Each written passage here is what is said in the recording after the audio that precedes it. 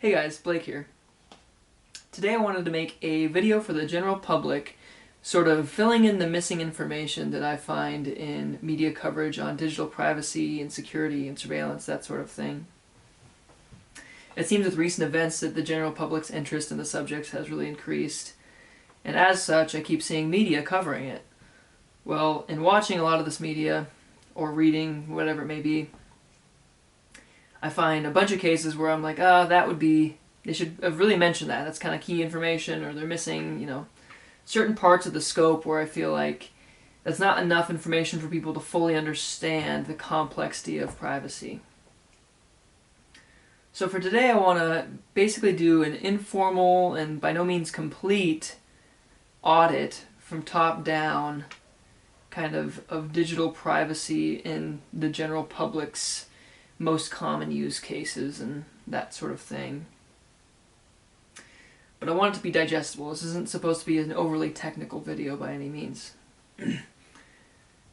As such, we're going to define something being private, the information being private, for our example as something that only you have access to data-wise, or is not easily accessible by other people, or that you have control over as far as information. So that might exclude police if they can, subpoena for the information, or the government, or a cartel, or whatever that may be for you. I'm also not going to get into threat models or any of that stuff here. I want it to be just generally digestible, kind of providing more information for people to make their own decisions and kind of fill in some gaps. I also want to worth mentioning that trust is a spectrum, so you can spread trust out over a lot of entities, you can have different levels of trust, all kinds of stuff, but we're going to basically go through and discuss that as we audit. For the start of our example, we're going to start with kind of just generally using social media, and we're going to assume we're using it on this device, although it wouldn't necessarily matter, and we'll get into that in a bit. To begin with, if you're using social media on this device and you want it to be private, the first thing that might, limit your privacy will be your private residence, right?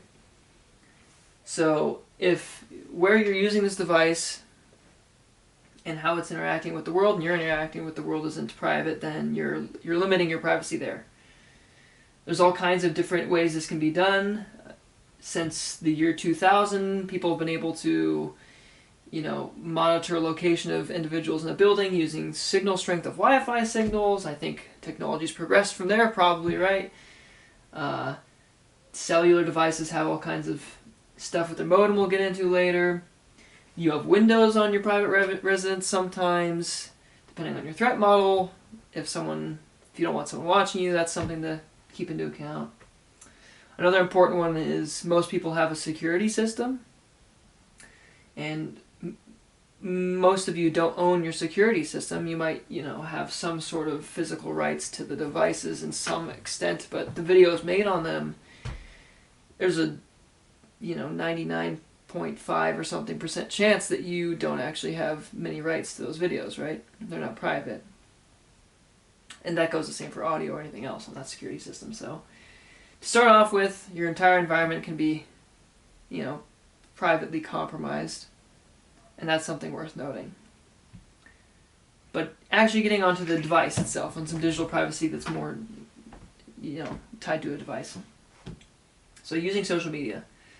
For one, I want to mention that practically nothing you do on that application is yours or private. If you're posting images on there, generally they're not yours. You may have some gray area legal rights to copyright and certain stuff, but they're not on your servers. Police have access to them. It could be anyone that has access to them, right? And briefly, to mention the spreading out of trust. So let's say you trust, the police and your government with that, which is fair. You also have to keep into account, do you trust their adversaries with it, right? So you're just shifting your trust different places, You saying, do I trust my government with this? If your government's not secure enough, might also mean, do I trust my government's adversary with this information? So, anyways, and there's apps where people will give their location to the app 24/7, and that's not yours. That's the company who produced the app, and there's all kinds of gray area there, but for the sake of this argument, it's not private, it's not yours. They sell that information too. We need to mention data brokers. So data brokers have this information, and they sell it maybe multiple times. And there's things like there's some right to privacy or right to be forgotten in Europe, but that's kind of complicated because, yeah, maybe you're a medical provider or someone has to forget you, but the person they sold that information to and the person he sold that information to, you'd never get down that whole line. You could trace it for a while maybe, and I'm sure there's cases where that's possible, but it becomes basically a shotgun blast of information. I mean, your information you post it somewhere, and for the sake of our audited knowledge, it's just blast everywhere. Okay, so that's something to take into account when using social media. Now, below that layer, you're running it on a device which has more software holding that up. Your operating system in this case. If your operating system isn't audited, there's no way of proving that there's not a backdoor or some way for someone to get information out of that with little to no effort. And there's many, many cases of that happening. Backdoors exist and all kinds of stuff and have forever. So that's something to take into account if you haven't audited that.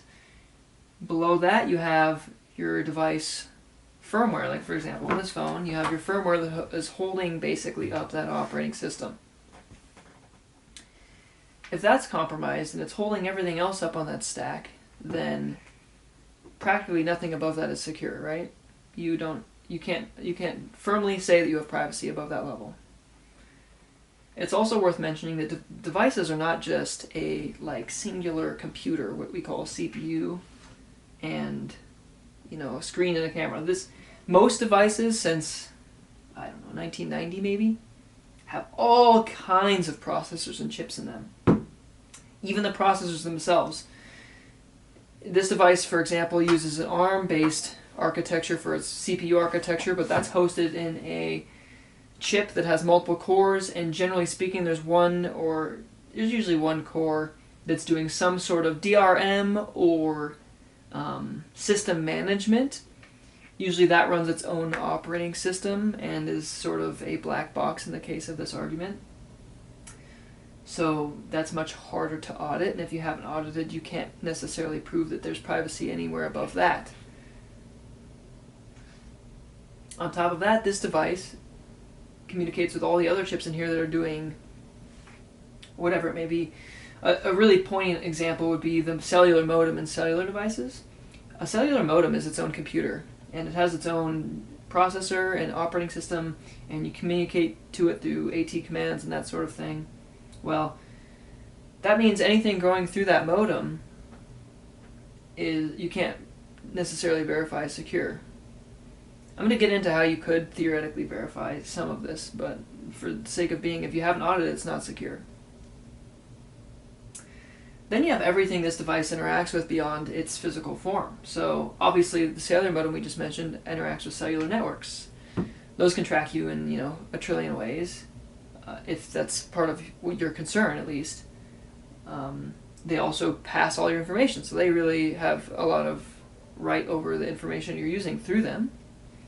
Let's say you're connected to Wi-Fi. Well, if you haven't audited your Wi-Fi device or your router, which you likely don't own, there's a huge chance you don't own your router, just like your security system, you can't necessarily verify that you have any privacy above that level. Let's say you plug this device into a USB. USB is so complicated now. I mean, your charger on your phone is so complicated that you actually should, if you were really concerned about privacy, audit that. Well, let's say you don't. Let's say it's potentially not secure. Then the interaction between that interface and the rest of your device could have some privacy concerns. But yeah, there's so many different levels to all this. To get into a little more depth about this, let's go through how you might audit something like this. The first level might be trusting your manufacturer. So in this case, it'd be Google. What they've written that this device does and is part of the audit. If I trust them and that's what they say it does, then that's okay with me. I'm comfortable there. Maybe the next level would be actually obtaining the device and trying to prove some of that yourself. Well, depending on what layer of privacy you're trying to trust and verify, that could be very different. But let's say wirelessly, you could monitor all the signals coming out of this device. If you want to understand the software on this device, your social media app that you're using, if they have source code, it might be easier to audit for yourself if you trust they're providing the source code and don't have, an alternate that they actually released that you've downloaded the binary of. Another layer of that could be, okay, well, I'll just compile the source they've released myself. So then you build it if you trust your compiler, and the layers can get crazy. So that's something you can verify the app. You can do the same thing with your operating system or your firmware if the device is unlocked. Some of these are locked up. I'll bring in another set of examples. So this is a PinePhone Pro phone, a cellular device, probably the most open and auditable device that I have in regards to cell phones. This Google Pixel's locked down in a lot of ways. The modem firmware on this is private. The bootloader on this is, I think, locked down. But either way, harder to audit. You could reverse engineer this whole device, and there's ways to audit it. We'll get into that in a second.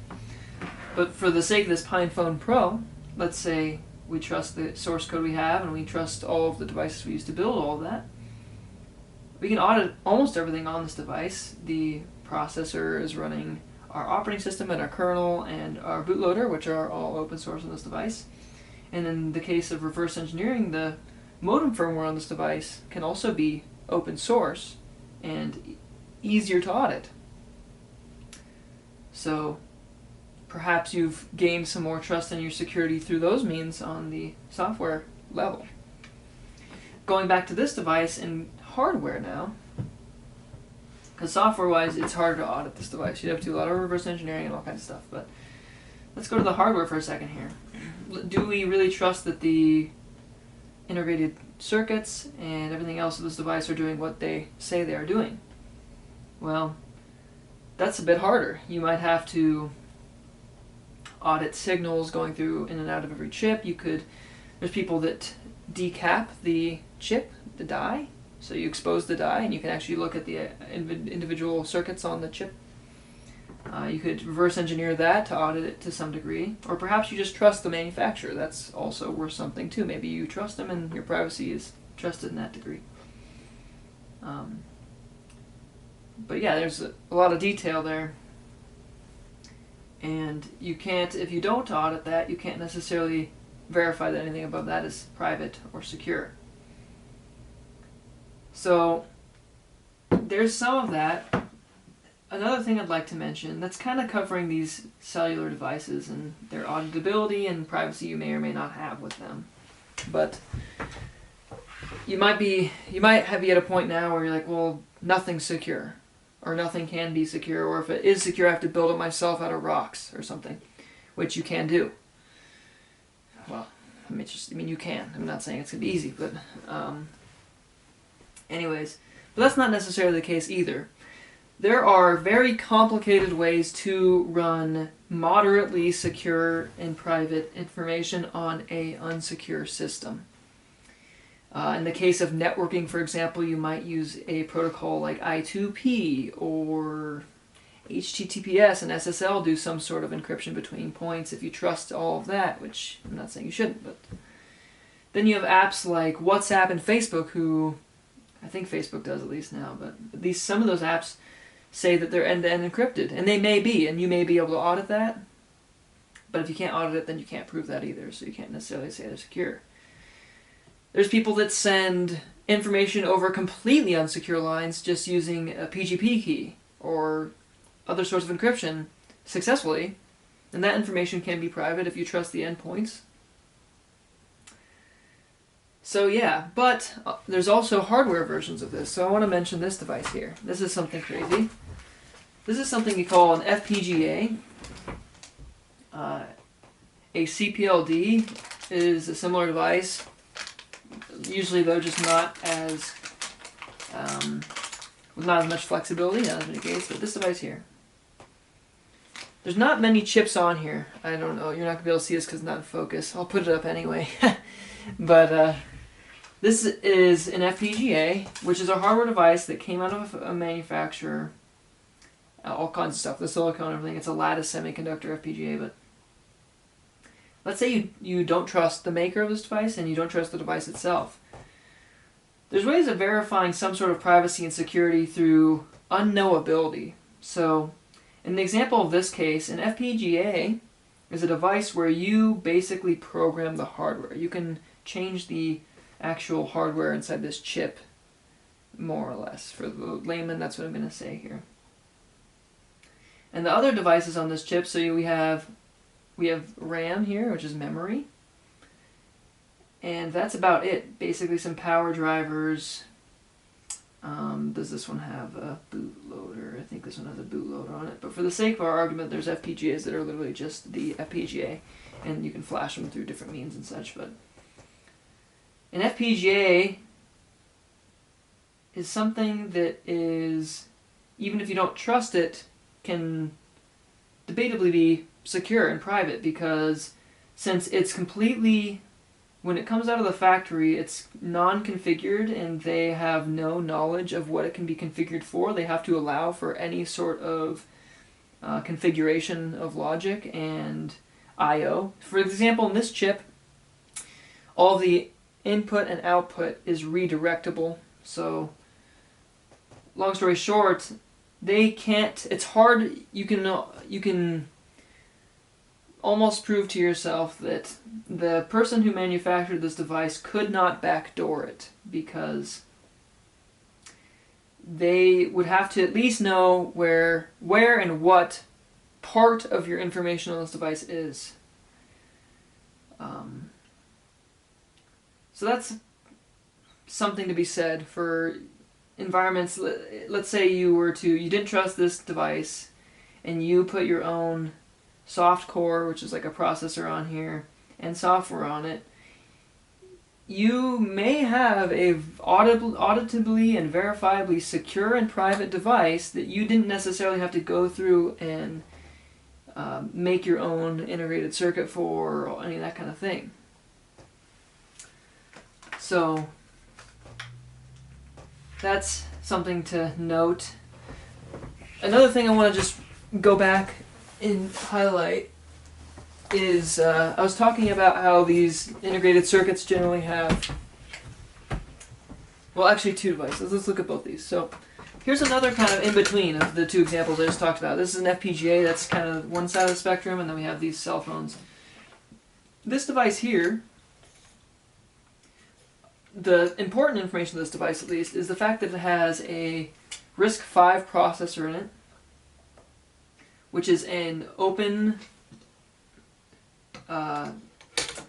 instruction set architecture, so it's auditable. Unlike these ARM devices, which you have to buy the intellectual property for. So anyway, this is easier to audit. So people might think, oh, well, this device is secure because the hardware and software is open, which is true in it's true. It's true. But that still leaves the manufacturer, this is an Allwinner D1 chip in it. That doesn't necessarily mean Allwinner couldn't have backdoored it. So you have to trust, unless you manufacture it yourself, you still have to trust them to some degree. So there's some sacrifice to privacy there, potentially, if you don't trust them. And like I was saying, back to unknowability, since it's an integrated circuit that's highly specialized, the CPU, that is, it's much easier to backdoor than, say, something like a FPGA. I mean, FPGA you can backdoor in very convoluted, complicated ways, maybe. But, you know, something like an Ethernet chip or a CPU or a modem, I mean, that's trivial. So, I want to mention that, and then I also want to mention stuff like laptops. It's the same for all near all processors. These have some sort of management system for managing the processor and for doing DRM and that sort of thing through your graphics processor and all kinds of stuff like that. But something people mention a lot is stuff like the Intel management system, which is the same thing as these ARM devices have in their own special ways for Broadcom and all kinds of stuff. But Intel, across Intel chips, they have it, and then I think AMD has their own, I'm sure. But just to point out some security concerns that may be like prevalent in laptops in regards to privacy, the Intel management engine in this device that is managing the central processing unit of this device, it has its own MAC address, it has its own operating system, it's like its own computer in here running all the time. It doesn't turn off when you turn off the computer, it runs until the battery completely dies, it's just always there, it's always running. Let me rephrase that, I might have to double check on some laptops if it's running all the time, but like definitely on a desktop system it's running all the time even if the computer's off. So, and same with this tablet here, that has an Intel in it, but that's just something to know, right? That's above, that's on the outside of the processor, that's above your actual processor that you got on the box. That's the main, you know, framework in this case. It's like you have an i5, you know, but they don't, and not that I'm saying that they should, but they don't necessarily say that Intel i5 has a management core in there, or in some cases a chipset that does it, you know. I'm not going to get into the details. Again, this is for the general people, but nothing above that, you can't necessarily say that it's private, so it's worth noting all of that. For a slightly more humorous example, I want to show you something else that is kind of interesting.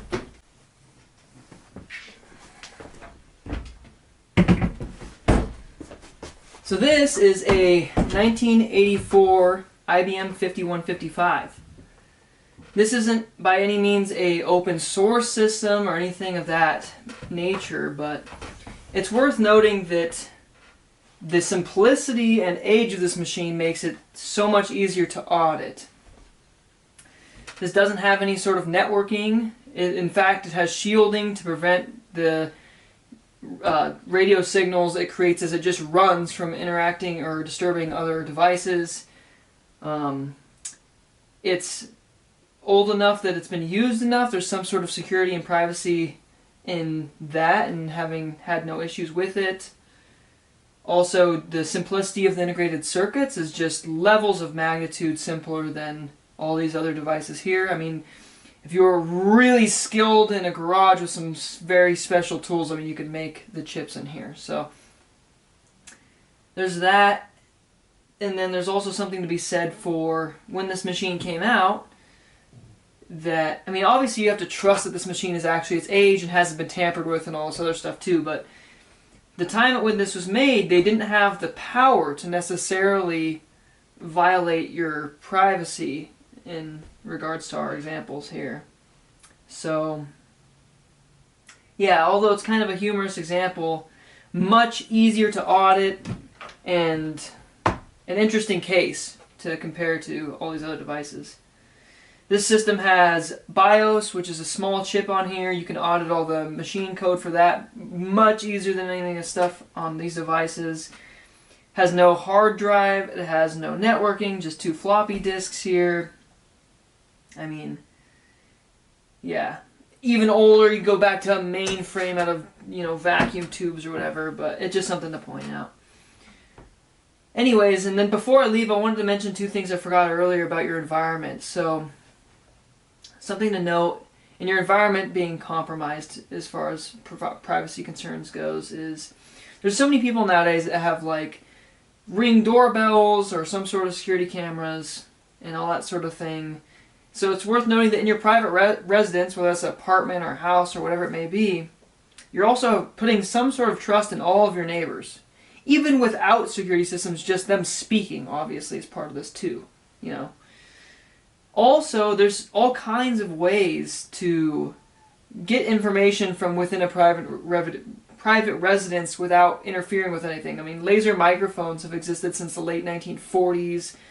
You can do that with a high-definition camera now. I mean, there's so many levels to it. But, yeah, so I hope this video gave a bigger scope and understanding of the complexities of digital privacy, and perhaps gave you some more jumping points for forming your own opinions and maybe even digging further. The rabbit holes to all this can go forever. It's a very complicated subject, but that's about it. So thank you so much for watching.